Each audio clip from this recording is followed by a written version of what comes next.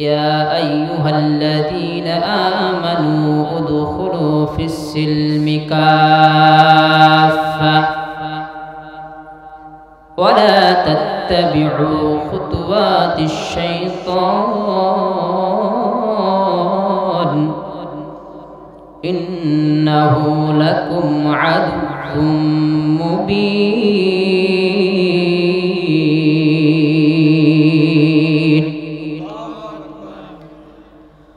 আল্লাহ রাব্বুল আলামিন ডেকে ডেকে বলতেছেন, হে আমার ইমানদার গোরেরা, হে আমার মুত্তাকিনেরা, হে আমার পরহেজগারেরা,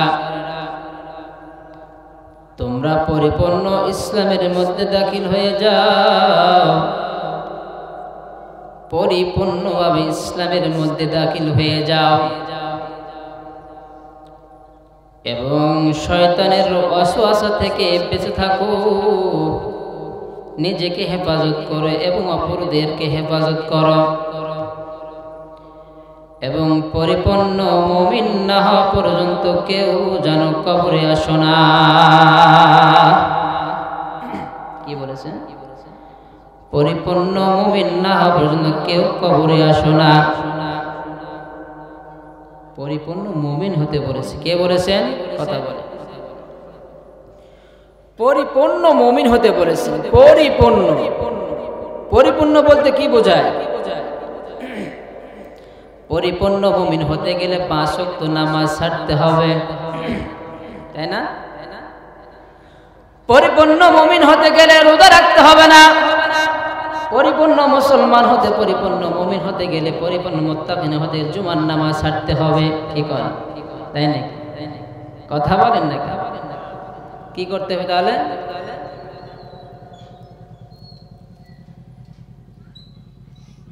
পরিপূর্ণ যদি মুমিন হতে চাও 5 ওয়াক্ত নামাজ জামাতে সহিতে পড়তে হবে।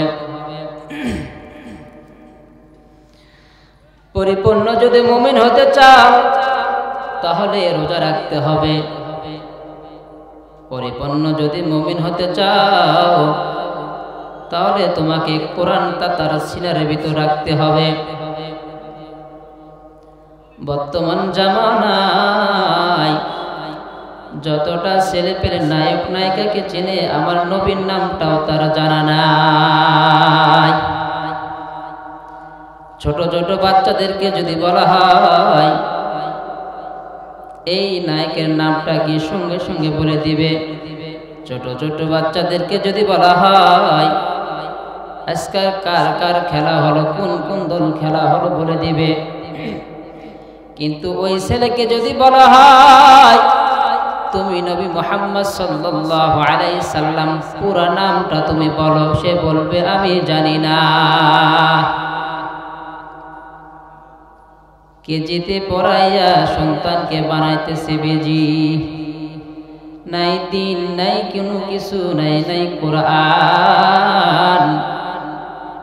দাবি করি আমরা সাচ্চা মুসলমান। কথা বলেন না?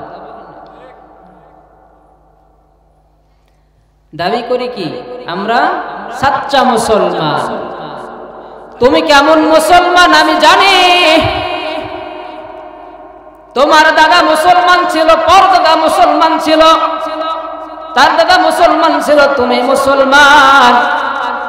এমন মুসলমান হলে হবে না, এমন মুসলমান হলে হবে না। আজ যদি পরিপূর্ণ মুসলমান হতাম তাহলে আমরা বাজারে ঘাটারে দোকানে আমরা চলাফেরা করতাম না।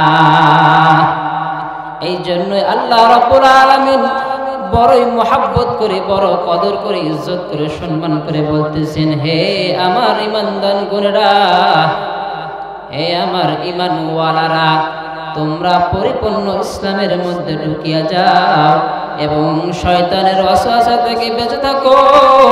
পরিপূর্ণ মুমিন না হওয়া পর্যন্ত কবরে আসো না, কারণ কবর বড় ভয়ঙ্কর, বড়ই ভয়ঙ্কর। কবর কাউরে ছাড় দিবে না, কবর কাউরে ছাড় দিবে না। কবর কাউকে চিনে না। কবর বলে আমি কাউরে চিনি না। কে গ্রামের মাতাব্বর, কে চেয়ারম্যান, কে এমপি, কে উকিল, কে ব্যারিস্টার, কাউরে আমি চিনি না। আমি চিনি যে ব্যক্তি আমল করে, রবিকে ডাকে, আল্লাহকে ডাকে, নামাজ পড়ে, কোরআন তেলাওয়াত করে, রিজিক জিকির করে। যারা জিকির জিকির করে, সব সময় আল্লাহকে ডাকে, আমি ওই ব্যক্তিকেই চিনি।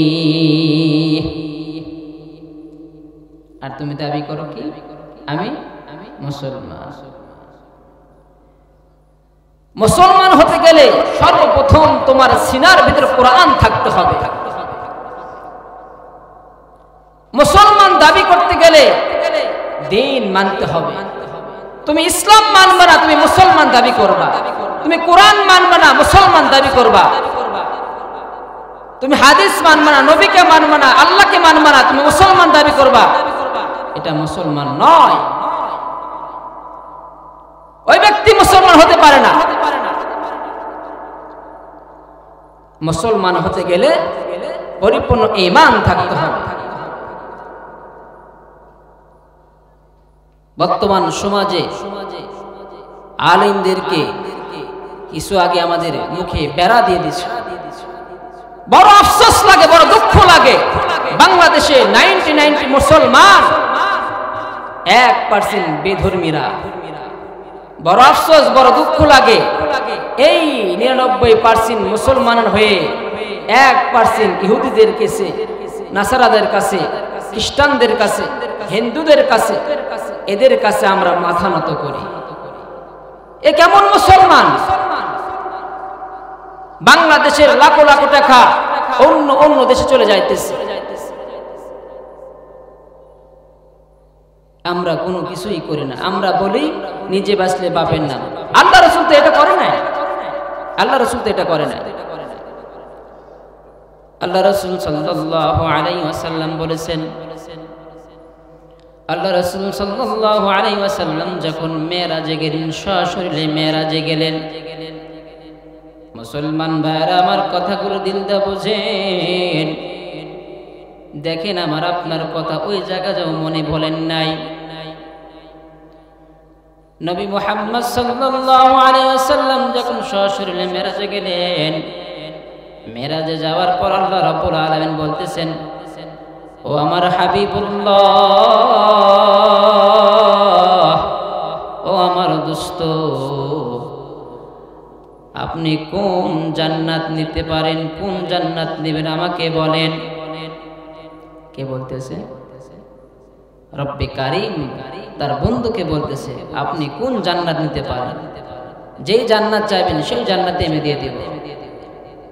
নবী মুহাম্মদ সাল্লাল্লাহু আলাইহি সাল্লাম বলতেছেন, ও আমার মালিক, আমি জান্নাত চাই না, কিছু চাই না, আগে বলেন আমার গুনাহগার উম্মত কোন জান্নাতের ভিতর থাকবে। কি বলতেছে? আমার গুনাহগার উম্মতরা কোন জান্নাতের ভিতর থাকবে এটা আগে বলে। আমার কোন উম্মতরা যদি জাহান্নামে যায় আমি জান্নাত চাই না। আমার উম্মতরা যদি জাহান্নামে যায় আমি জান্নাতে ঢুকতে চাই না। আমার সমস্ত উম্মতকে নিয়ে আমি যেন জান্নাতের ভিতর ঢুকতে চাই। রব্বে কারীম বলতেছে, বন্ধুরে তোর কোনো টেনশন নাই, তোর কোনো টেনশন নাই, তুই কোনো চিন্তা করিস না, তোর সমস্ত উম্মতকে আমি জান্নাতের ভিতর দাখিল করে দিব। সুবহানাল্লাহ। মুহতারাম হাজিরিন, নবী মুহাম্মদ সাল্লাল্লাহু আলাইহি ওয়াসাল্লাম আমার আপনার জন্য নিজের রক্তটাকে বিলীন করে দিয়ে গেলেন। নবী মুহাম্মদ সাল্লাল্লাহু আলাইহি ওয়াসাল্লাম আমার আপনার জন্য জমিনটা রঙে রঙিত করে দিলেন। আমার আপনার জন্য নবী মুহাম্মদ সাল্লাল্লাহু আলাইহি ওয়াসাল্লাম তিনার দাঁত শহীদ হয়ে গেলেন। নবী মুহাম্মদ সাল্লাল্লাহু আলাইহি ওয়াসাল্লাম যখন জামা খোলেন, আম্মা জানা সিদ্দিকা রাদিয়াল্লাহু তাআলা আনহা বলতেছেন, ইয়া রাসূলুল্লাহ, ইয়া হাবিবাল্লাহ, আপনার পিঠে কেন এত দাগ? আপনার পিঠে কেন এত দাগ? বলতেছেন হয়তো বা আপনার পিঠে দাউদ হয়েছিল, বা চুলকানি হয়েছিল, বা রোগ হয়েছিল, কোন রোগ হয়েছিল নাকি? নবী মুহাম্মদ সাল্লাল্লাহু আলাইহি সাল্লাম বলতেছেন, আয়েশা, আমার শরীরে তো মাছি পড়াও আল্লাহ রাব্বুল আলামিন হারাম করে দিয়েছেন। আমার শরীরে মাছি পোষা পড়া হারাম করে দিয়েছেন, তাহলে আমার পেটে দাউদ হবে কেন? কি জন্য দাউদ হবে? মুহতারাম হাজিরিন, আম্মা জানেন সিদ্দিকা রাদিয়াল্লাহু তাআলা বলতেছেন, তাহলে কি হয়েছেন? বলতেছে, আমি দ্বীনের যখন দাওয়াত দিতে গেছিলাম, ইসলামের দাওয়াত দিতে গেছিলাম, কালেমার দাওয়াত দিতে গেলাম, কালেমার দাওয়াত দেওয়ার কারণে মদিনা এবং মক্কার ছোট ছোট বাচ্চারা আমার পিছে লেলিয়ে দিয়ে আমাকে পাথর নিক্ষেপ করেছেন, পাথর নিক্ষেপ করেছেন। পাথরে আঘাতে আঘাতে আমার রক্ত ঝরঝর হয়ে গেছেন, গোটা শরীর ব্যথা। তারপরও আমি চিন্তা করি যে এরা জাহান্নামে কেমনে থাকবে, তারপর ওদেরকে আমি দ্বীনের দাওয়াত দিয়ে থাকি। আইরে আফসোস, আইরে দুঃখ মুসলমান, ওই নবীকে সমস্ত গাছের লতা পাতা চিনল, পশু পাখি চিনল, আমরা জ্ঞানীমান আকল হয়েও আমরা মুসলমান হয়ে নবীকে চিনলাম না। কথা বলেন ঠিক কিনা?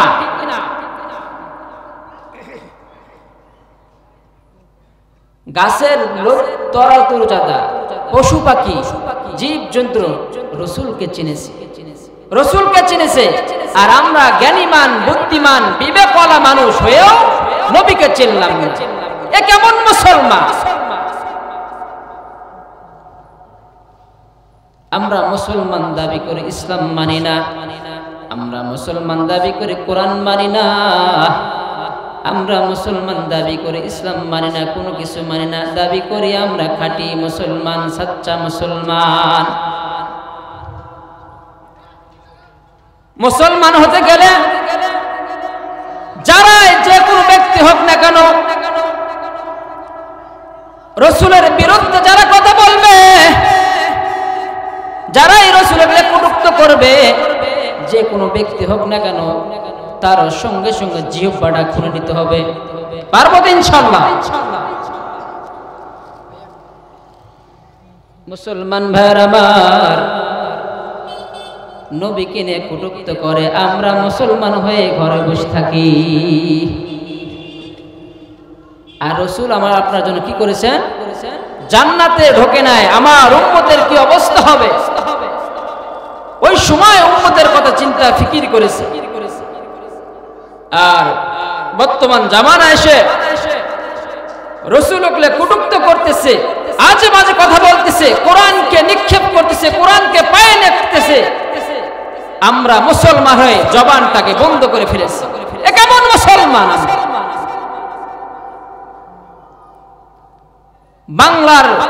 বাংলাদেশের টাকা নিয়ে অন্য অন্য দেশে যায়, ফ্ল্যাট হইতেছে, বাড়ি হইতেছে, অট্টালিকা হইতেছে, আমরা কোনো কিছুই করতে পারতেছি। আমাদের রক্ত চুষে খাইতেছে, বিনা দোষে বিনা কারণে আয়না ঘরে আমাদের রাখছে। কি দোষ ছিল? কি দোষ ছিল বলো? আরে আমি তো প্রধানমন্ত্রী থাকা অবস্থায় খোলাভাবে কথা বলেছি। আপনারা দেলাওয়ার রক্ত চিনেন না? গমটি মসজিদে ইমাম সাহেব চিনেন তো?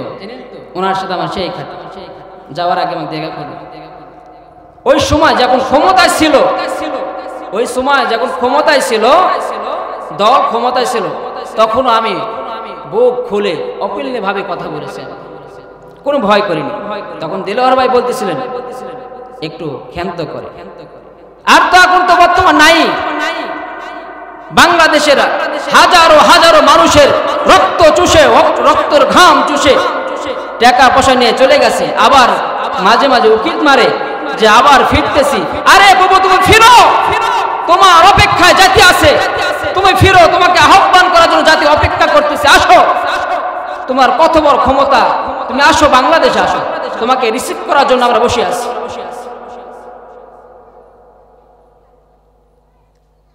মুসলমান দাবি করতে গেলে সর্বপ্রথম আমাদের ঈমানকে ঠিক রাখতে হবে, ঈমানকে ঠিক রাখতে হবে। আর যদি আমাদের ভিতর ঝামেলা থাকে, ভেজাল থাকে, তাহলে হবে না। কে আওয়ামী লীগ, কে বিএনপি, কে জামাত, কে শিবির, কে অমুক দল, কে অমুক দল, এটা দেখার বিষয় নয়। আমাদের বিষয় হলো একটাই, আমাদের কোরআন হলো একটা। কয়টা? কথা বলেন না কেন? রাসূল কয়টা? আল্লাহ কয়টা? কথা বলেন, জোরে কথা বলেন। কোরআন যদি আমাদের এক হয়, রাসূল যদি এক হয়, ইসলাম যদি এক হয়, আল্লাহ যদি এক হয়, তাহলে আমি আপনার ভিতর এত তফাৎ কেন, এত আলাদা কেন, এত দল কেন? কথা বলে, এত দল কেন? এই জন্য আমরা কে কোন দল করে এটা দেখার বিষয় নয়। আমরা সর্বপ্রথম আমাদের দলিল হলো আমরা মুসলমান, আমরা মুসলমান, আমরা ইসলামকে বাঁচানোর জন্য নিজের জীবনকে ব্যয় করব, আমাদের কোনো পরোয়া করব না। পারবো তো ইনশাআল্লাহ। মুহতারাম হাজিরিন, আল্লাহ রাব্বুল আলামিন বলেন, বান্দা তোমাকে আমি দুনিয়ার বুকে পাঠাইলাম, দুনিয়ার বুকে পাঠাইলাম, ইসলাম দিলাম তোমাকে আমি পারতাম, আমি চাইলে পারতাম তোমাকে হিন্দুর ঘরে পাঠাইতে, পারতো না? কথা বল, পারতো না? আল্লাহ চাইলে খ্রিস্টানদের ঘরে পাঠাইতেন, আল্লাহ চাইলে পাদ্রী ঘরে পাঠাইতেন, আল্লাহ যদি চাইতেন কাফের মুশরিক ইহুদি নাসারার ঘরে পাঠাইতেন, ঠিক কিনা? আল্লাহ তাআলা বড় মোহাব্বত করে আমাকে আপনাকে মুসলমান বানাইছেন। শুধু মুসলমান বানাকেন তো হন না, এর দ্বারাই বুঝতে হবে মালিক আমাদের কতটা ভালোবাসে। মালিক বড়ই মোহাব্বত করে বলতেছে, আমি তোদেরকে মুসলমান বানাইলাম, আমার হাবিবুল্লাহ আমার দোস্তর উম্মত বানাইলাম। আমি তোদের কাছে একটা জিনিস চাই, আমি একটা জিনিস চাই, সেটা হলো তোদের কপালটা বড় মোহাব্বত করে সম্মান করে বানাইছি। এই কপালটা যেন অন্য কোনো জায়গায় সেজদা না করিস, কোনো কবরে যেন সেজদা না করিস, কোনো মাজারে যেন সেজদা না করিস, কোনো বাবার পায়ে যেন সেজদা না করিয়া ওই কপালটা আমার কাছে তুই মাথা নত করে দে। সন্তান হইতেছে না, মহাস্থান যাইতেছি, কথা বলেন না কেন? সন্তান হইতেছে না, মহাস্থান যাইতেছি, সন্তান হইতেছে না, রেজবি বাবার কাছে যাইতেছি, সন্তান হইতেছে না, দেওয়ান বাগির কাছে যাইতেছি, সন্তান হইতেছে না, ভণ্ডদের কাছে যাইতেছি, মাথা নত করতেছি, আর বলতেছি আমার সন্তান দাও। আর ওই তো সন্তান কোথায় পাবো? ওই সন্তান তোমার মালিক। কথা বলেন না কেন? ঠিক কিনা? বর্তমানে জামানায় মুসলমান এই অবস্থা, এ হালো। আমাদের সন্তান আদি নাই, আমরা বাবার দরবারে যাইতেছি যে আমাকে একটা সন্তান দাও। সন্তান দিতে পারবো না। সন্তান দেওয়ার মালিক কে? আল্লাহ। জোরে বলেন কে? ঘুমাইতেছেন এখানে, ঘুমাইতেছেন, এটা ঘুমানো জায়গা? ঘুমাইতেছেন বালুস দিন।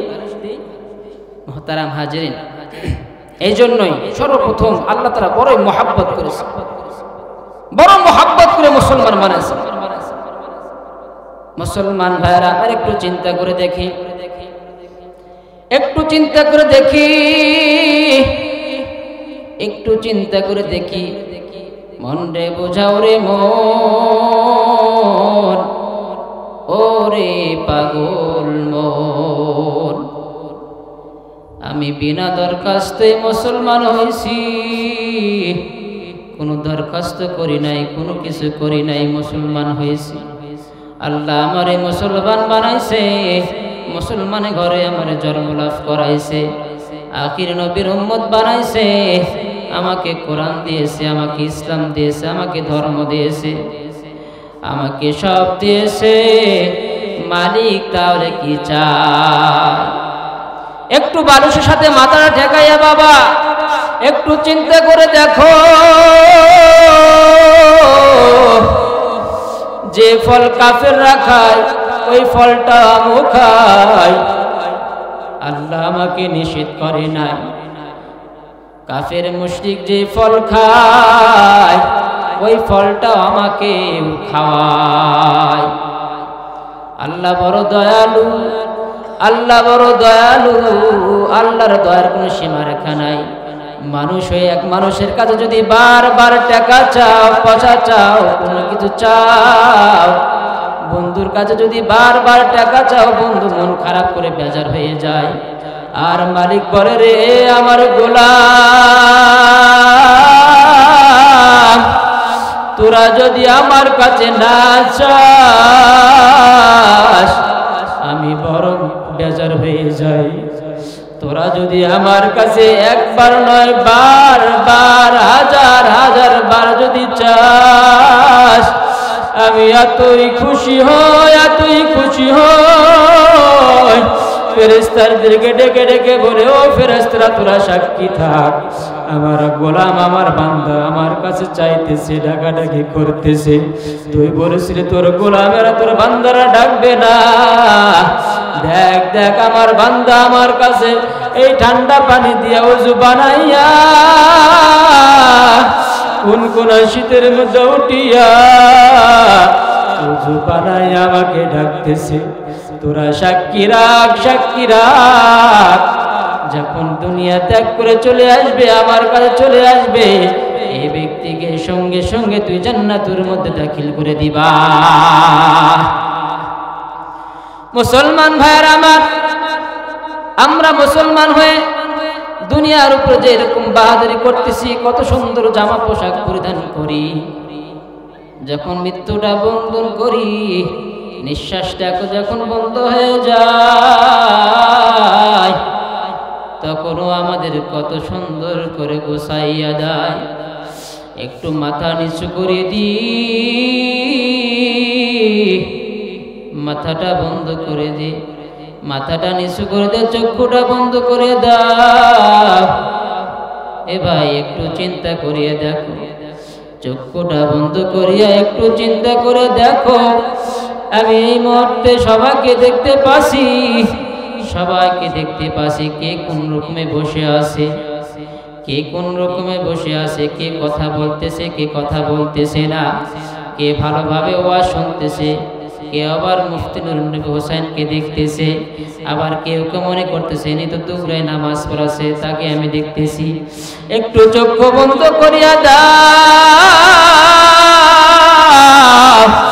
মরার বিছানায় শুয়ে যাও, ক্ষণিকের জন্য একটু ঘুমিয়ে যাও। মনে করো আমি মৃত্যুবরণ করে ফেলেছি, মনে করো আমি একটু মৃত্যুবরণ করেছি। আমি এত সুন্দর করে বাড়ি করলাম, ঘর করলাম, এত কষ্ট করে বাড়ি ঘর করলাম, বাড়ি ঘর করার পর আমি বাড়িতে শুয়ে আছি, আমি শুধু নিঃশ্বাসটা বন্ধ হয়ে গেছে। নিঃশ্বাসটা বন্ধ হয়ে যাওয়ার পর আমার কলেজার টুকরা যুবক সন্তান ঘর থেকে আমাকে বের করতেছে, ঘর থেকে একটু বের করতেছে আর বলতেছে, মসজিদের মুয়াজ্জিনকে বলো আমার বাবার বেশি না। মসজিদে একটু এগালান দেওয়া হলো, ফজরের সময় নাম ধরে ধরে বললো, মসজিদের ইমাম সাহেব নাম ধরে ধরে বলেছে, অমুক অমুক নাম ধরে ডেকেছে, কিন্তু জ্বরের সময় এলান হয়ে গেল, মৃত্যুর নামটা লাশে পরিণত হয়ে গেল। একটু চিন্তা করিয়া দেখো, ফজরের সময় ইমাম সাহেব আমার নাম ধরে ডেকেছে, আর জ্বরের সময় আমার আর নাম ধরে না, আমার নামের আগে মোহাম্মদ বলে না, আমাকে লাশে পরিণত হয়ে গেছে। একটু চিন্তা করে দেখ রে মন, এই কলিজার টুকরা যুবক ভাইরা,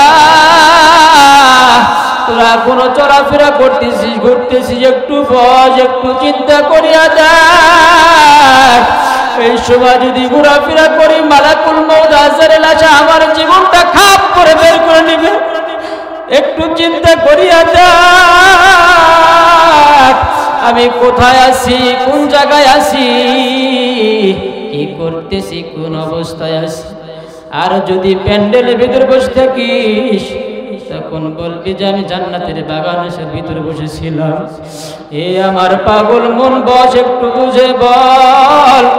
দেখেন চক্ষুটা মেলিয়া দেখেন, চক্ষুটা যখন বন্ধ হয়ে গেল, সন্তানটা ঘর থেকে বের করে বন্ধু বান্ধবদেরকে বলতেছে, গ্রামবাসীদেরকে বলতেছে, আপনি তারলা বাজারে যান, তারলা বাজারে যায় সাদা কাপড় নিয়ে আসেন। আরেকজন বাঁশ কাটার জন্য তৈরি হয়ে গেছে, আরেকজন আবার বড়ই পাতায় গরম করিয়া পানি টকবক টকবক করে গরম করতেছে। আরেকজন আবার মসজিদে কালো কাপড় মশারি বার করতেছে। আরেকজন আসে আবার কি করতেছে, পালকিটা বের করতেছে। পালকিটা বের করিয়া দুয়ারে নিয়ে যা বলতেছে, অমুক ধরে বলতেছে, আয় আয় আয় বের হয়ে আয়। আমার ভয়ে কোনদিন তুই নামাজ পড়তে যাস নাই, আমার ভয়ে কোনদিন মসজিদে ঢুকিস নাই, আমার ভয়ে কোনদিন ইমাম সাহেবের সাথে দেখা করিস নাই। তুই ভয় করলে কি হবে, তুই আমারে না চিনলে কি হবে। খাটনি বলতেছে, তুই আমারে না চিনলে কি হবে, তুই মসজিদে না আসলে কি হবে। আমি তোর বাড়ি, তোর ঘর, তোর জানালা, তুই কোথায় থাকিস, তোর নাম কি, তোর কোন বাড়ি, কোন জায়গা, কোন দিকে দরজা, কোনটা জানালা, সব আমি চিনি। মুসলমান ভাইরা আমার, খাটনির ভয়ে আমরা মসজিদে যাই না, কিন্তু আমি যখন নিঃশ্বাসটা বন্ধ করলাম, খাটনিরা আমার দুয়ারে হাত দিয়ে দিল। অমুক গ্রামের অমুক সন্তান বের হয়ে আয়, বের হয়ে আয়, আমি তোর দুয়ারের সামনে হাজির হয়ে গেছি। মুসলমান ভাইরা আমার, এরকম ভাবে করে ডাকতেছে।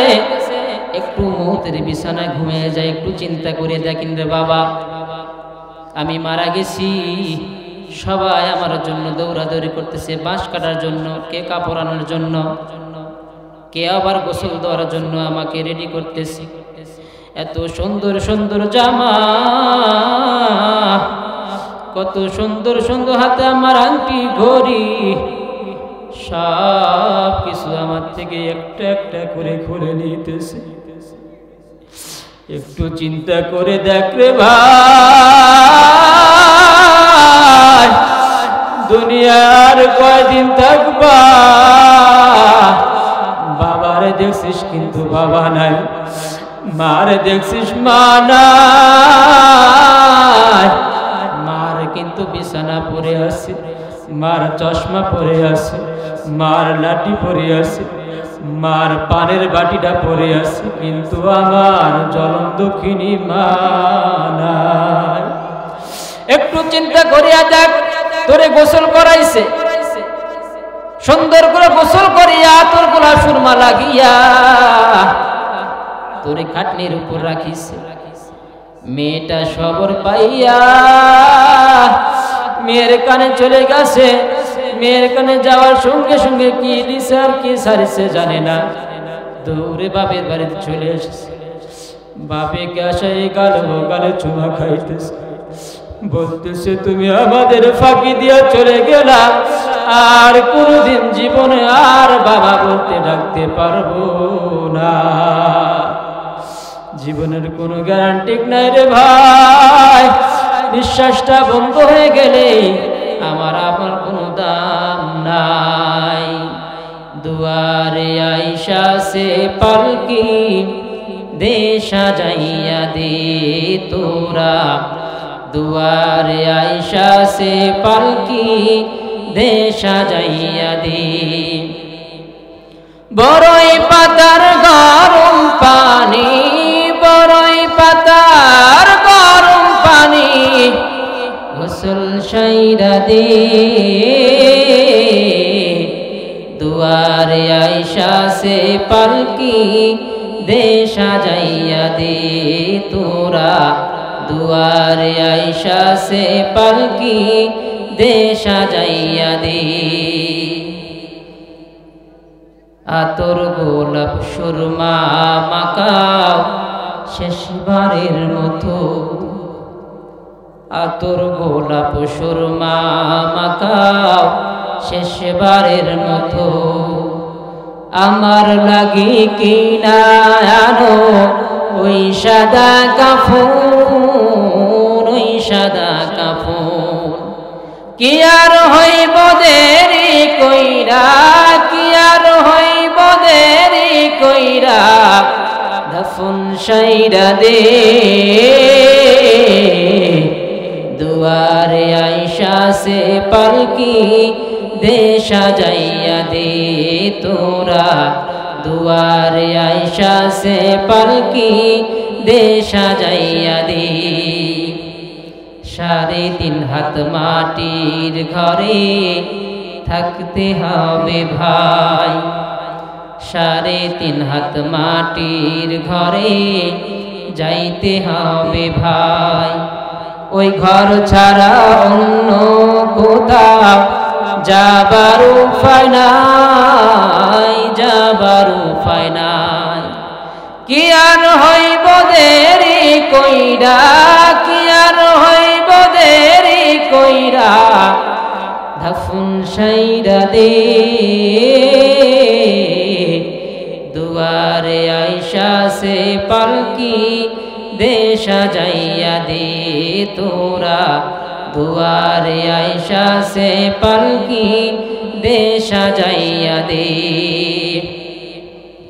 মুসলমান ভাইরা আমার দুয়ারে যখন পালকি আসে তখন কিন্তু আর কাউকে ঘরের ভিতর রাখে না রাখে কাউকে রাখে না পৃথিবী বড়ই স্বার্থপর পৃথিবী বড়ই স্বার্থপর কাউরে থাকতে দেয় কাউরে না 10 তলা বিল্ডিং বানাইছো যখন তুমি নিঃশ্বাসটা বন্ধ করেছো পা ধরে ধরে তোমার নিজের সন্তান পা ধরে ধরে শিশ্রে নামো তুমি তাড়াতাড়ি আর তোমার এই 10 তলা থাকা যাবে না তাড়াতাড়ি নেমে কবরের দিকে রওয়ানা মুহতারাম হাজিরিন তো আমি আপনি চিন্তা করি আমরা কি মৃত্যুবরণ করব না মৃত্যুবরণ সারা জীবন বেঁচে থাকবো সারা জীবন থাকবো 2041 বছর দেশ শাসন করবে 2000 কত সাল চলতেছে কথা বলেন না কেন কি বলেছিল 2041 সাল পর্যন্ত আমি দেশ শাসন করব 17 বছর তুমি বিনা দোষে বিনা কারণ আলেমদেরকে তুমি আঘাত করেছো কোনো দোষ ছিল না দোষ একটাই হাজারো হাজার মায়ের বুক তুমি খালি করেছো অগণিত মানুষের বুক তুমি খালি করেছো তোমাকে অত সহজে ছাড় দেওয়া যাবে মুহতারাম হাজিরিন এই জন্যই আমরা পরিপূর্ণ মুসলমান হয়ে যাই কে কোন দল করে এটা দেখার বিষয় নয় আমি আপনি মুসলমান এটাই আমার বড় পরিচয় কথা বলে কে কোন দল করে এটা দেখার বিষয় নয় আমি আপনি বড় পরিচয়ের আমরা মুসলমান খাঁটি মুসলমান আমাদের বাংলাদেশে যদি কোনো আলেমদেরকে এবং নবীদেরকে এবং কোরআন নিয়ে যদি কোনো মানুষ যদি চিৎকারে তামাশা করে তার জিহ্বা সঙ্গে সঙ্গে বের করে পারবো কিনা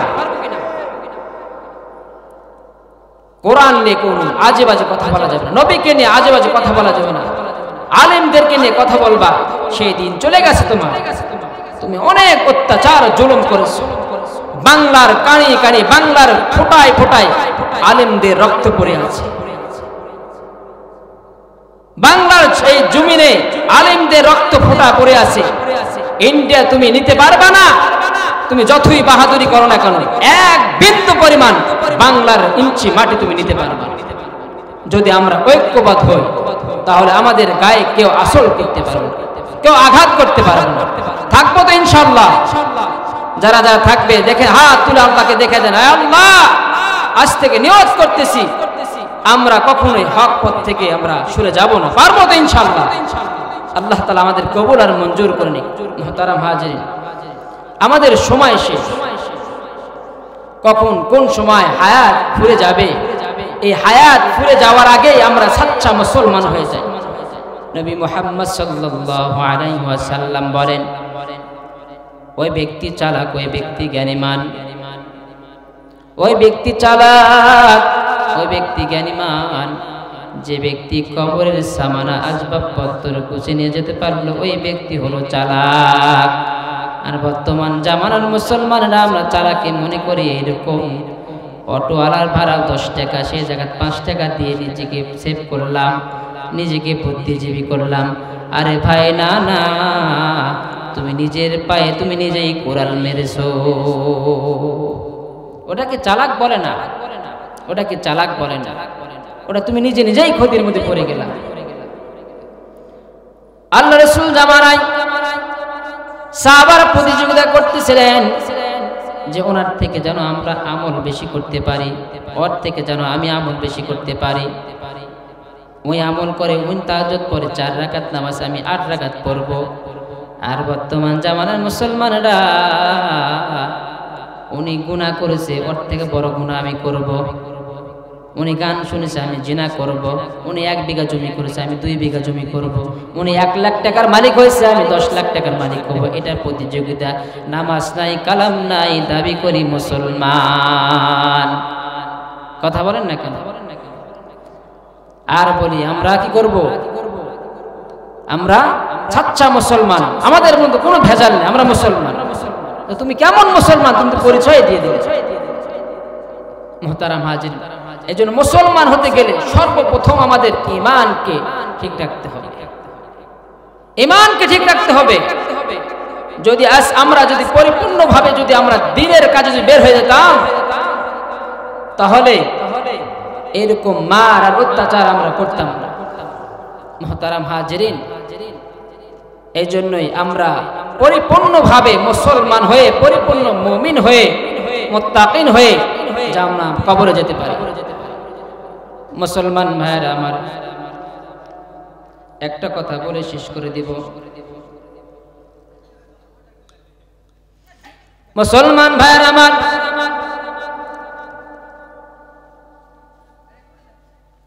একটা কথা হলো যে কিতাবের নাম কালবির ভিতরে একটা কিতাবের ভিতরে পড়েছিলাম, বাদশা তার গোলামকে কিনতে গেছে। ওই জামানার কাহিনী। গোলাম কিনতে গেছে বাজারে, গোলাম ওঠে, গোলামটাকে কিনতে গেছে। গোলাম কিনা যাওয়ার পর যখন মুনিম গোলামকে পছন্দ করেছে, কথাগুলো ভালো করে বোঝেন। বাদশা তার গোলামকে পছন্দ করেছে, আমি তোমাকে চয়েস করেছি, তুমি আমার বাড়িতে কাজ করবা।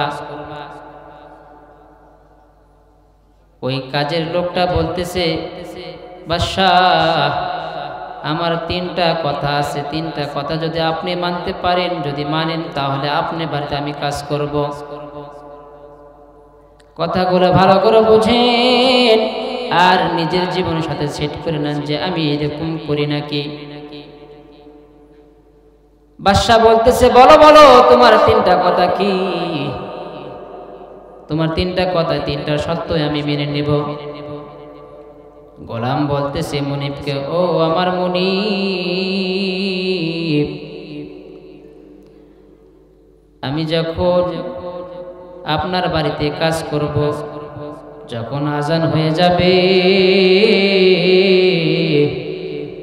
তখন কিন্তু আমাকে কোনো কাজ কর্ম করতে করবেন না, নিষেধ করবেন। যখন আজান হয়ে যাবে তখন কিন্তু আর কাজ কর্ম করব না। কি বলতেছে? আজান হলে আর কাজকর্ম করবে না। 1 নম্বর, যখন আজান হয়ে যাবে তখন আমি কিন্তু আর কাজ করব না। 2 নম্বর বলতেছে, আমাকে এমন একটা ঘর দিতে হবে, বিরান ঘর দিতে হবে, যে ঘরে কেউ যায় না সেই ঘর আমাকে দিতে হবে। রাজা তো বলতেছে ঠিক আছে, সমস্যা নাই। মুসলমান ভাইরা আমার, ওই গোলাম হলে কি হবে? মালিকের সাথে এত তাআল্লুক, এত মাল্লুক, এত মোহাব্বত, এত ভালোবাসা। বলতেছে আমি আপনার বাড়িতে কাজ করি, আজান হলে আমাকে ছেড়ে দিতে হবে, বিরান একটা ঘর দিতে হবে। রাজা সাহেব বলতেছে ঠিক আছে, আমি তাই তোমাকে দিব। রাজা সাহেব তাকে বাড়িতে নিয়ে আসার পর বলতেছে দেখো, এই যে ঘর আছে, বহুত বহুত ঘর আছে, কত সুন্দর সুন্দর ঘর আছে, তোমার যেটা চয়েস হয় তুমি নিয়ে নাও, যেটা তোমার চয়েস হয় তুমি নিয়ে নাও, যেটা ভালো লাগবে তোমাকে ওটাই দেওয়া হবে। গোলামটা দেখতে দেখতে সুন্দর সুন্দর ঘর ছেড়ে এমন একটা ঘর নিয়েছে, এমন একটা নোংরা ঘর নিয়েছে, ঘরের কোনো ছাদ নাই, আলো নাই, বাতাস নাই, জানালা নাই, দরজা নাই, সব কিছু খোলা, মাকড়াসের ভাষা দিয়ে ভরপুর হয়ে গেছে, নোংরা হয়ে পড়ে আছে। বাদশা বলতেছে এ গোলাম, এত সুন্দর ঘর থাকতে তোর এই ঘরটা কেন পছন্দ হলো? বাদশা বলতেছে এত সুন্দর সুন্দর ঘর আছে, এই ঘর বাদ দে, তোর এই নোংরা ঘরটা কেন পছন্দ হলো? গোলাম বলতেছে ও বাদশা, আপনার টাকা পয়সা থাকতে পারে, আপনার অট্টালিকা থাকতে পারে, আপনি কি আলেমদের মুখতে শোনেন নাই? আপনি কি ওলামাদের থেকে শোনেন নাই যে অন্ধকার ঘর, অগোছানো ঘর, এলোমেলো ঘর, আল্লাহ তাআলার ইবাদত বন্দি করে ঘরটা যেন সুন্দর করতে পারে, এটাই আমার উদ্দেশ্য। গোলাম কি বলতেছে? আপনি কি শোনেন নাই? আপনি কি জানেন না যে আল্লাহ তাআলার যেকে রাজগার করলে, আল্লাহকে ডাকাডাকি করলে অসুন্দর ঘরকে সুন্দর হয়ে যায়? এটা কি আপনি শোনেন নাই? গোলাম এই গোলামের কথা থেকে শোনার পর থেকে রাজা তো চমকে গেলেন, বাপরে বাপ কি বড় কথা, এরকম কথা বলে চলে গেছেন। চলে যাওয়ার পর গোলামটা তার মাওলার প্রেমে খেলাধুলা করতেছে, আল্লাহকে ডাকাডাকি করতেছে, এত ভাবে ডাকাডাকি করতেছে, আফসোস লাগে, বড় দুঃখ লাগে। ওই সময় গোলাম বলতেছে আজান হয়ে গেলে আমাকে আপনার আর কোনো কাজকর্ম করতে পারবো না, আমাকে বিরান ঘর দিতে হবে। বর্তমান জামানায় বর্তমান মুসলমানরা বলতো, রাজাকে যদি বলতো রাজা সাহেব আমাকে এসিওয়ালা ঘর দিতে হবে, যে ঘরে টিভি আছে, আজান দিলে আমি কিন্তু নামাজ পড়তে পারবো না, ওগুলো ঝামেলা আমার যেন না ফালান, তাই না? কথা বলেন না, কথা বলেন না। কি বলতাম? আমাদের যদি সময় হতো কি বলতাম? এমন একটা সুন্দর ঘর দিতে হবে, সারাদিন কাজকর্ম করিয়া এসির ভিতরে ঘুমাইবো আর টিভি দেখবো, আজানের সময় আমাকে কেউ যেন না ডাক দেয়, আমি লাখ ডেকে ঘুমাবো, তাই না? আর ওই সময়কার লোকেরা বলতেছে আমাকে আজান হলে আপনারা আর কোনো কাজ করব না, তুমি যে মালিক, তুমি যে আমার মুনিব, দুনিয়ার ক্ষেত্রে মুনিব, তোমারও মুনিব আছে, তোমার যে মুনিব আমি তোমার গোলাম হয়ে তারও আমারও ওই মুনিব। কি বলতেছে? বাদশাকে বলতেছে তুমি যার ইবাদত করো, তুমি যাকে ডাকো, আমি ওই ব্যক্তিকে, আমি ওই গোলামকে ডাকি, তুমি যে ব্যক্তি হয়ে তুমি যাকে ডাকো আমি ওই ওকে ডাকি। মুসলমান ভাইরা আমার, আমরা কি হয়ে গেলাম? আমরা কি হয়ে গেলাম? ইসলাম থেকে বিমুখ হয়ে গেছি, ইসলাম থেকে সরে গেছি। এই সরে যাওয়ার কারণে আমরা আসমার দূর খাইতেছি, লাঞ্ছিত অপমান অপদস্থ হইতেছি। মুসলমান ভাইরা আমার, ও আমার কলিজার টুকরা যুবক, তোর হাত ধরি পা ধরি রে ভাই, একটু চিন্তা করিয়া দেখ কত গাড়ির নিচে, কত জাহাজের নিচে কত যুবকের লাশ পাওয়া যায়, কত রাস্তাঘাটে যুবকের লাশ, কত লাশ আর কত কি অবস্থায় পড়ে আছে।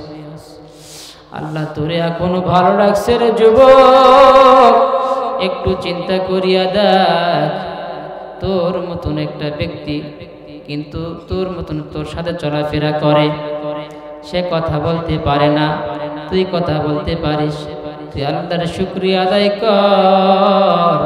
তোর বন্ধুর মনের আবেগ পুরা বলতে পারে না, আর আল্লাহ তোকে জবান দিয়েছে, কথা বলার শক্তি দিয়েছে, তুই সব কিছু মনের আবেগ আরেকজনের কাছে তুই বলতে পারিস, তাই না? মুসলমান ভাইয়ের আমার, ওই গোলামটা এইরকম আল্লাহ তাআলার ইবাদত বন্দি করতেছেন। ইবাদত বন্দি করার কারণে সব কিছু রাজার বাড়িতে সব বন্ধু বান্ধবদেরকে ডাক দিয়েছেন, পার্টি চলতেছেন, মজমা চলতেছেন, অনেক মজমা, সেই বড় মজমা করতেছেন। রাজা মশাই সবাইকে দাওয়াত দিয়েছেন, আমন্ত্রণ করেছেন, সবাই এসেছেন, এসে সবাই মজা করতেছেন, খাওয়া দাওয়া করতেছেন, ফুর্তি করতেছেন, তামাশা করতেছেন, আনন্দ করতেছেন। কিন্তু বাদশাহ একটা খেয়াল করে দেখেন যে সবাই তো আমার আসনে আসলো, সিংহাসনে সবাই এসেছে, খেলাধুলা করতেছে, খাওয়া দাওয়া করতেছে, ফুর্তি করতেছে, কিন্তু আমি বাজার থেকে যে গোলামকে নিয়ে আসলাম আমার সেই গোলামকে আমি দেখতেছি না। সবাইকে আমি দেখতেছি, আমার গোলামকে আমি দেখতেছি না। আমার গোলাম কই, কি করতেছে? রাজার মস্তিষ্ক ভিতর নড়ে গেছে। রাজা এক পা দু পা করে চলতেছে, এক পা দু পা করে আসার পর দেখে ওই গোলামটা তার মাওলার সাথে কথা বলতেছে। ওই গোলামটা বলতেছে, ও আমার মালিক,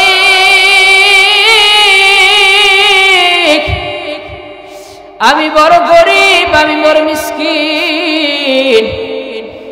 গরিব দেখে এই জন্যই নিজের পেটটাকে বাঁচানোর জন্য, সন্তানাদের পেট বাঁচানোর জন্য একটা দুনিয়ার গোলামের ভিতর, দুনিয়ার গোলামের জন্য কাজ করতেছি, দুনিয়ার মনিবের কাজ করতেছি। যদি আমার অর্থ সম্পদ থাকতো আমি 5 মিনিট আমি ছাড় দিতাম না, সবসময় তোমাকে আমি ডাকতাম, কারণ আমি গরিব মানুষ, এই জন্যই দুনিয়ার গোলামের কাজ করতেছি, দুনিয়ার বাদশা যে আছে তার কাজকর্ম করে দিতেছি। ও মালিক, তুমি আমাকে মাফ করিয়া দাও। 24 ঘন্টার ভিতর 12 ঘন্টা আমি কাজের মধ্যে শেষ করে দিই, তোমাকে ডাকাডাকি করতে পারি না। একটু চিন্তা করে দেখ, ওই গোলামটা কাজ করতেছে মালিকের সাথে, রাতে কথা বলতেছে, সারাটা দিন কাজ করে রাতে কথা বলতেছে মালিকের সাথে, বলতেছে মালিক সারাদিন আমি কাজ করি, তাই আপনার সাথে আমার কথাবার্তা হয় না, রাতে তো কাজ আর করি না। এটা আমি মালিককে বলেছি, রাতে আমি কোনো কাজকর্ম করব না, যা কাজকর্ম আছে দিনের বেলা আমাকে সেরে নেন, রাতের পরে আমি আর কোনো কাজ করব না, রাতে আমি ওই মালিকের কাজ করব, তুমিও যে মালিকের কাজ করবা, রাতে আমি কাজ করব না। 3টা শর্ত দিয়েছেন। 1 নম্বর শর্ত হলো আজানের সময় আমাকে কোনো কাজকর্ম করা যাবে না, কাজকর্ম করব না। 2 নম্বর বিরান একটা ঘর দিতে হবে। আর 3 নম্বর হলো দিনের বেলা সকাল থেকে ফজর থেকে মাগরিব আগ পর্যন্ত যতগুলো কাজ আছে তুমি সব কাজ করে নাও। মাগরিবের নামাজ পড় থেকে আমি রাতের আর কাজ করব না, রাতে আমি মালিকের কাজ করব। সুবহানাল্লাহ। কি বলতেছে? দিনে যত কাজ আছে তোমার সব কাজ আমি করে দেব, কিন্তু রাতে আমি আর কোনো কাজ করব না, রাতে কাজ করব আমি মালিকের রব্বে কারিমের কাজ করব। সুবহানাল্লাহ। মুসলমান ভাইয়ের আমার, এইরকম ভাবে দোয়া করতেছেন। আল্লাহর কাছে ফিকে ফিকে কান্না করতেছেন, ও আমার মালিক,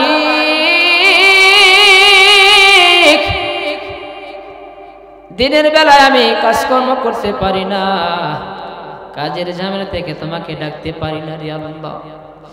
যদি আমার অর্থ সম্পদ থাকতো তাহলে আমি মানুষের বাড়িতে কাজ করতাম না, আর যখন কাজ করতাম না তখন 24 ঘন্টায় তোমাকে আমি ডাকাডাকি করতাম। যাই হোক, কাজকর্ম করতেছে এই জন্য তোমাকে ডাকাডাকি করতে পারলাম না, কিন্তু রাতে তোমাকে আমি সবসময় ডাকাডাকি করব। এরকম ভাবে যখন দোয়া করতেছেন, দোয়া করার সঙ্গে সঙ্গে এরকম এক পা দু পা করে রাজা চলে আসতেছেন। রাজা দেখেন সবাই আনন্দ করতেছেন, আর আমার গোলাম মাওলার সাথে কথা বলতেছে। এইরকম ভাবে দেখে চলে গেছে। একদিন 2 দিন চলে যায়, 3 দিনের মাথা আবার এসে দেখে গোলামটা তার আবার ওইরকম ভাবে কাজ করতেছে। অন্ধকার ঘর, যে ঘরে কোনো আলো নাই, বাতাস নাই, কোনো কিছু নাই। দেখেন যে আসমান থেকে তার চাঁদের মতন একটা সৌন্দর্য আলো তার ঘরের ভিতর পড়েছে, আলোটা তার ঘরটা আলোকিত হয়ে গেছে। এটা বাদশা দেখে ফেলেছেন, ছাদটা উঠে গেছেন, যেন আসমান থেকে যেন কি দিয়েছেন, ঘরটা তার আলোকিত হয়ে গেছে। মালিককে বলতেছে, ও আমার মালিক, আমি যে আপনাকে গোপনে গোপনে ডাকতেছি এটা যেন কেউ না জানে। কাকে বলতেছে? কাকে বলতেছে? আল্লাহকে বলতেছে।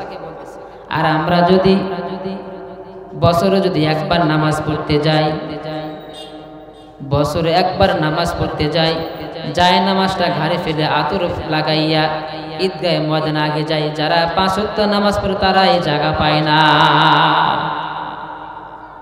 দেখাইতেছে আমি নামাজ পড়ি, আমি ঈদের নামাজ পড়তেছি। মুসলমান ভাইয়ের আমার, গোলামটা বলতেছে, ও মালিক, তোমার সাথে যে আমার আশিকের মাশুকের খেলা, তোমার সাথে যে আমার তাল্লুক মাল্লুক, যে মুহাব্বতটা, ভালোবাসা, প্রেমটা জন্মে গেছে, এটা যেন দুনিয়ার কোনো মানুষ না জানে। এটা যেন তোমার ভিতর আর আমার ভিতর সীমাবদ্ধ থাকে, তৃতীয় ব্যক্তি যেন কেউ না জানে। মুসলমান ভাইরা আমার, এটা কিন্তু বাদশা অলরেডি দেখে ফেলেছে। বাদশা দেখার পর 1 দিন 2 দিন তার স্ত্রীর সাথে পরামর্শ করছে কি করা যায়। এরকম ভাবে তার পরামর্শ করে বলতেছেন, বউটা বলতেছেন তাকে আজাদ করে দেন, তাকে মুক্তি করে দেন। এইরকম কথা শোনার পর তাকে ডাকা হয়েছে। ডাকার পর বলতেছে, এগুলা আজ তোকে আমি আজাদ করে দিলাম, তোর আর কোন কাজকর্ম করতে হবে না, তুই সারাটা দিন 24 ঘন্টা তুই মালিকের সাথে কথা বলবি। কি বলতেছে? তুই মালিকের সাথে কথা বলবি। উনি তো বুঝতে আর বাকি হয় না, বুঝতে তো আর বাকি নাই। তখন বলতেছে, ও আমার মালিক,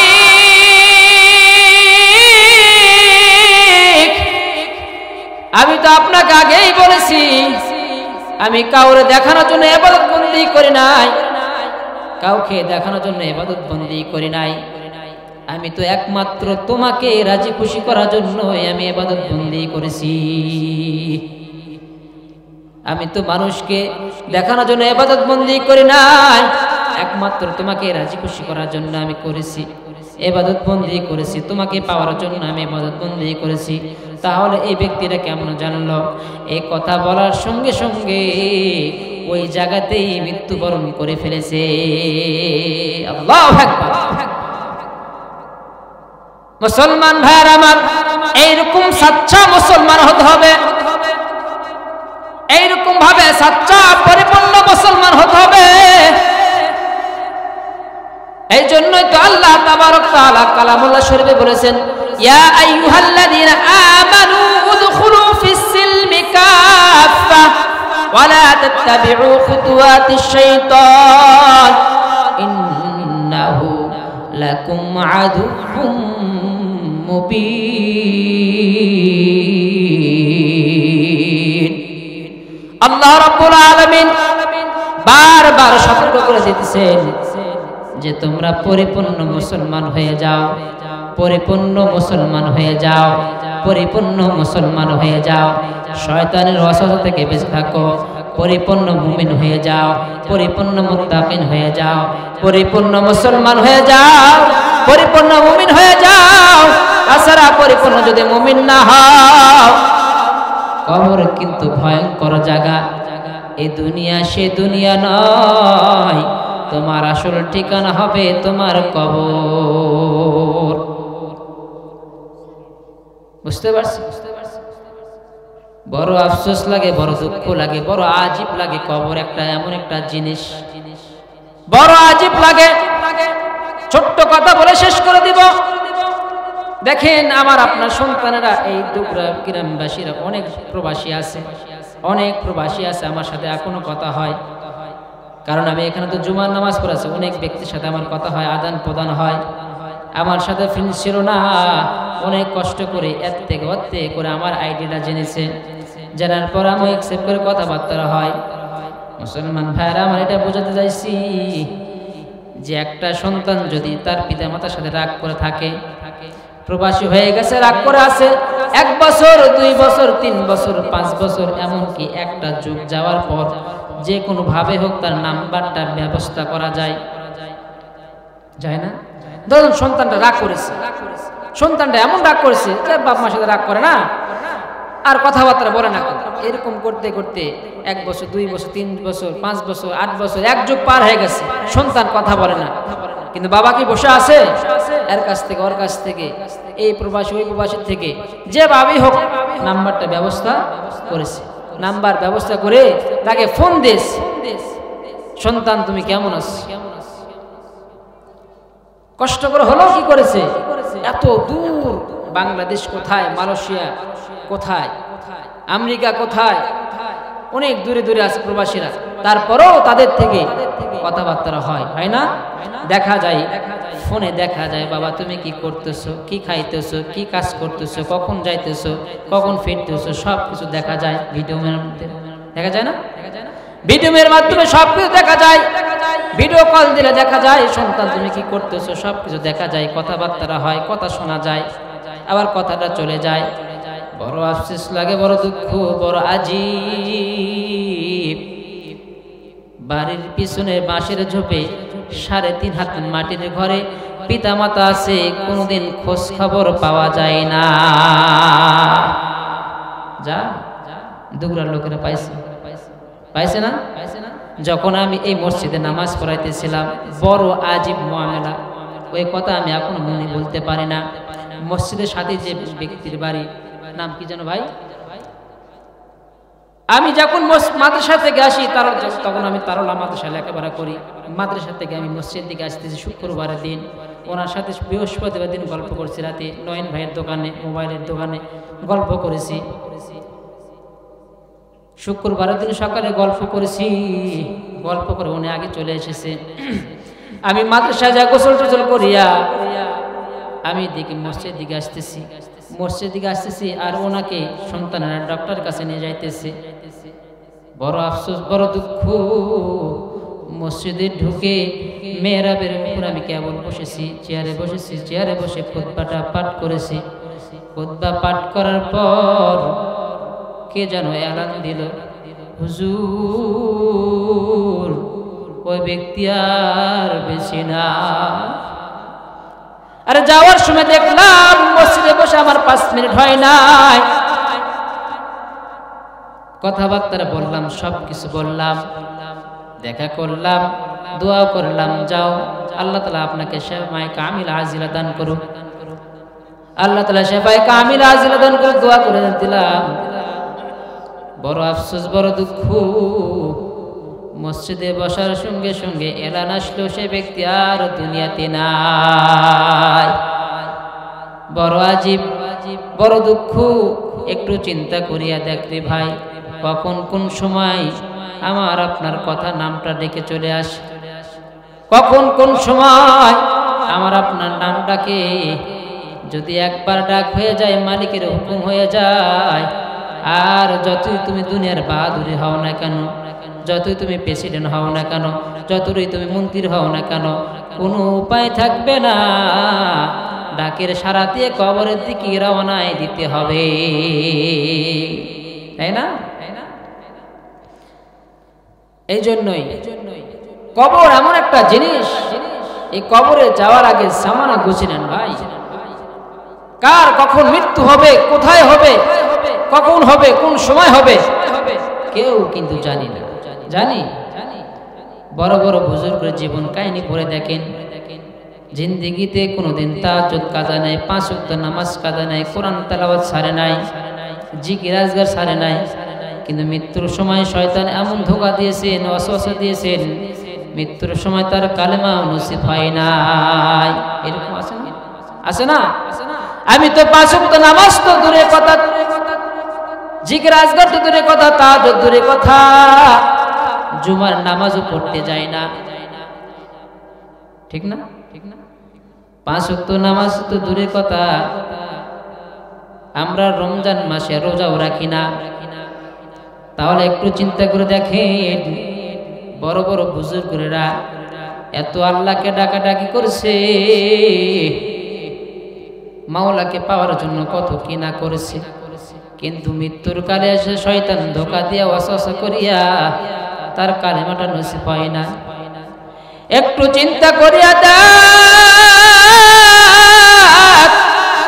কখন কোন সময় মালিক আমারে ডাক দিবে, কখন জানি কবরের সঙ্গী আমি হয়ে যাব, কখন জানি আমার মালাকুল মউত আজরাইল আমার জীবনটা বের করে নেবে।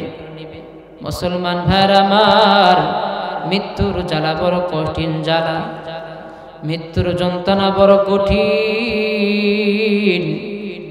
আমার শাইখের থেকে যখন আমি শুনতাম, হাফেজ মাওলানা শফিকুল ইসলাম 88, ইনি যখন আমাদের বুখারী সানি পড়াতেছিলেন, তখন মৃত্যু যখন সামনে আমাদের উপস্থাপন বয়ান করতেছিলেন, হাফেজ মাওলানা মুফতি হযরত আলী সাহেব উনি আমাদেরকে পড়াইতেছিলেন। আমাদের সামনে যখন মৃত্যুর আলোচনা করতেন, তখন সামনে আমাদের উপস্থাপন করতেছিলেন, এত সুন্দর বর্ণনা করতেন, যেন হয় সামনে আমাদের জীবন এগুলো ঘটতেছে। মৃত্যুর জ্বালা বড় কঠিন, বড়ই কঠিন রে ভাই, আমরা বুঝতেছি মৃত্যুর জ্বালা বড় কঠিন। হাদিসের ভিতরে এরকম ভাবে রওনা দেওয়া আছে, বর্ণনা দেওয়া আছে। ফুকাহায়ে কিরাম বলেন যে একটা যদি জীবিত ছাগলকে যদি তার চামড়া টেনে টেনে হিঁচড়ে ফেলে দেওয়া হয়, এর থেকেও কঠিন কঠিন অগণিত তার মৌতের কষ্ট, বড়ই কষ্ট। এই জন্য কখন কার কোন সময় মৃত্যু আসবে আমরা জানি না। এই জন্যই আজ থেকে তওবা করব, আয় আল্লাহ এতদিন যা করা করেছি আজ থেকে নিয়ত করলাম ফজর নামাজ আর ছাড়বো না। পারবো না ইনশাআল্লাহ? আগে নিয়তটা করেন তো ভাই, ইন্নামাল আ'মালু বিন্নিয়াত, নিয়তটা খাঁটি করেন। আল্লাহ তাআলা আমাদের যদি নিয়তটা খাঁটি হয়, সত্য হয়, ভালো হয়, তাহলে এমন সময় দেখবেন ফজর আজান হইতেছে, আল্লাহ তাআলা আমাকে এমন ভাবে উঠাই দিতেছেন, আমি ফজরের নামাজ পড়তেছি। বড় আজীব, বড় মুআমালা। দেখেন এই সময় কোনো সন্তান ঘুমায় নাই, কোন সন্তান ঘুমায় না। ছোট ছোট বাচ্চারা দৌড়াদৌড়ি করতেছে, মেলায় দৌড়াদৌড়ি করতেছে, কেনাকাটা করতেছে, পিতা মাতা কিন্তু কান্না করতেছে না? কান্না করতেছে, কান্না করতেছে, কোনো কান্নাকাটি করতেছে, পিতা মাতা কোনো কান্নাকাটি করতেছে না, দৌড়াদৌড়ি করতেছে। রাত 12টা হয়ে গেছে, তারপরে কোনো কিছু বলে না। 1টা বাজে গেছে, তারপরে কোনো কিছু বলে না। যখন সব কিছু স্তব্ধ মেরে গেছে, নিচু হয়ে গেছে, তখন যদি সন্তান মোবাইল টিপে যে কোনো কাজ করে, তখন মারা বকা দেয়, ঘুমিয়ে যা, তাড়াতাড়ি ঘুমিয়ে যা, ঘুমিয়ে যায়। এরকম ভাবে রাতের 10টা, 11টা, 12টা, 1টা, 2টা পর্যন্ত ঘুমায় না, কোনো কিছু বলে না, কোনো কিছু বলে না। কিন্তু ফজরের সময় যখন হয়ে যায়, ফজরের আজান যখন হয়ে যায়, তখন দরজার লক করে, বাবারে ও আজান তো হয়ে গেছে, নামাজ পড়তে যা। এরকম নামাজ হয়ে যায়। যখন বেলা 7টা বেজে যায় তখন আবার দরজা নক করে সন্তান ওঠে, কাজে যা, তোর বাবে কাজে চলে যা। তারপরও সন্তান ওঠে না। 8টা বেজে গেছে, রেগে গেছে, যাও তোমার বাবা আসে বকা দিবে, গালিগালাজ করবে, তুমি কাজে যাও। ওঠে না। রাতে যখন ঘুমাই তখন কোনো কিছু বলে না, কিছুই বলে না। রাত গভীর হয়েছে তারপরে ঘুমাই, কিছু বলে না। কিন্তু সকালের আলাদা, 7টার দিকে ডাকিছে ওঠে নাই, 8টার দিকে ডাকিছে ওঠে নাই, 9টার দিকে যখন ডাক দেয়, আমার সন্তান ঘুম থেকে উঠে যা, এরকম যখন আকুতি মিনতি করে বারবার ডাকাডাকি করে, বারবার যখন ডাকাডাকি করে তখন কোন আওয়াজ আসে না। তখন মা চিৎকার করে বলে, আমার সন্তান আর নাই। বড় আজীব মুআমেলা। রাতের বেলা 1টা 2টা বেজে যায়, কোনো কিছু বলে না, কান্না করে না। কিন্তু সকালবেলা 3 ঘন্টা ঘুম বেশি পেরেছে, 9টা বেজে গেছে, আর উঠতেছে না, কান্না শুরু করে দিয়েছে। মুসলমান ভাইরা আমার, যখন আমরা ঘুমে যাই, এই নিঃশ্বাসটা নিয়ে যায়, নিঃশ্বাসটা নিতেছি এবং ফেরাইতেছি। যখন নিঃশ্বাসটা ফালাই তখন এই নিঃশ্বাসটা ফেরেশতা আল্লাহ রাব্বুল আলামিনের কাছে নিয়ে যায় বলে, ইয়া রব্বে কারীম, অমুক গ্রামের অমুক সন্তান এই নিঃশ্বাসটা ফেলেছে, নিঃশ্বাসটা কি আবার দেব নাকি? কথা বোঝে? নিঃশ্বাসটা নিতেছি, ছাড়তেছি, ফেরেশতা নিয়ে যাইতেছে, নিয়ে যা বলে যে আবার নিঃশ্বাস কি ব্যাক দিব? মালিক যদি বলে দিয়ে দাও, নিঃশ্বাসটা দিয়ে দাও, নিঃশ্বাসটা তাকে দিয়ে দাও, ফেরেশতা নিঃশ্বাসটা দিয়ে দেয়, আবার নিঃশ্বাসটা লি। আর যদি মালিক বলে না, নিঃশ্বাস ওনাকে আর দেওয়া হবে না, ওনার সময় শেষ, ওই নিঃশ্বাসটা নিয়ে গেল, আর সময় দেওয়া হবে না, সঙ্গে সঙ্গে তোমার আব্দুর রহমান থেকে তোমার নামটা মৃত্যুর খাতায়। কিসের বাহাদুরি করো তুমি? কিসের বাহাদুরি করো? কোথায় গেল তোমার সেই বাহাদুরি? কোথায় গেল? আসো, তোমার সাথে খেলা হবে। আলেমদেরকে এত নির্যাতন, এত অপমান, অপদস্থ করেছো, মনে ভরে নাই। আলেমেরা মনে ভরে নাই। শুনে রাখো, আলেম ওলামাদেরকে মাথার পাকড়িটা খুলে যখন কোমরে বাঁধবে তখন তোমার করুণ অবস্থা হবে। যে এরকম ভাবে মাথার পাকড়ি যখন কোমরে বেঁধেছে, তুমি বুবুজান দেশ ছেড়ে ভাগায় চলে গেছে। তোমার অত্যাচার জুলুম বেশি হয়ে গেছে, অতিরিক্ত হয়ে গেছে। আলেম ওলামা কোন ব্যক্তি তোমার চেয়ার চাই নাই, তোমার গদি চাই নাই, তোমার আসন চাই নাই, শুধু এতটুকু তোমাকে বলেছিল, তুমি ইসলাম নিয়ে তুমি বাড়াবাড়ি করো না, ইসলাম নিয়ে তুমি বাড়াবাড়ি করো না। বড় আফসোস, বড় দুঃখ লাগে। কাকে বলবো এগুলো? মুসলমানদের মাহফিল করার জন্য অনুমতি নিতে হয়, পারমিশন নিতে হয়, আর গান বাজনা, পূজা পাঠটা চলতেছে, ধুম ধারাক্কা চলতেছে, কোনো পারমিশন হয় না, বরঞ্চ আরো টাকা দেয়, সরকার থেকে আরো টাকা দেয়, পুলিশ দেয়, মিডিয়ারা দেয়। কোথায় গেল? বাবার জন্মদিন পালন করবে না? আসো, কোটি টাকার তুমি মোমবাতি নষ্ট করো, তোমার বাপের টাকা এগুলো, তোমার বাপের টাকা, তোমার বাপ কি কামাই করে দিয়ে গেছে? মুসলমান ভাইরা, এই জন্য আলেমদেরকে খেপাও না, আলেমদেরকে তুমি খেপাও না। কয়টা আলেমদেরকে মারবা? কয়টা দেলোয়ার হোসেনকে মারবা তুমি? হাজারো অগণিত দেলোয়ার হোসেন সাহিত্য তৈরি হয়ে গেছে। কয়টা আজহারিকে তুমি আঁকড়ে রাখবা? হাজার আজহারি তৈরি হয়ে গেছে। কয়টা মামুন হককে তুমি বেঁধে রাখবা? কয়টা মামুন হককে তুমি আঘাত করবা? কোটি মামুন হক তৈরি হয়ে গেছে।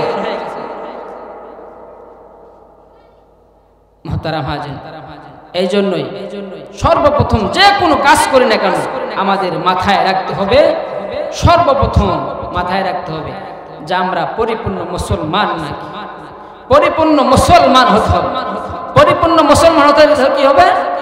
আমাদের নামাজ পড়তে হবে, রোজা করতে হবে, কোরআন তেলাওয়াত করতে হবে, আলেমদের সম্মান করতে হবে, ইজ্জত করতে হবে, মসজিদের ইমাম সাহেবদের সম্মান করতে হবে, কোরআন তেলাওয়াত করতে হবে, এগুলো কাজ করতে হবে।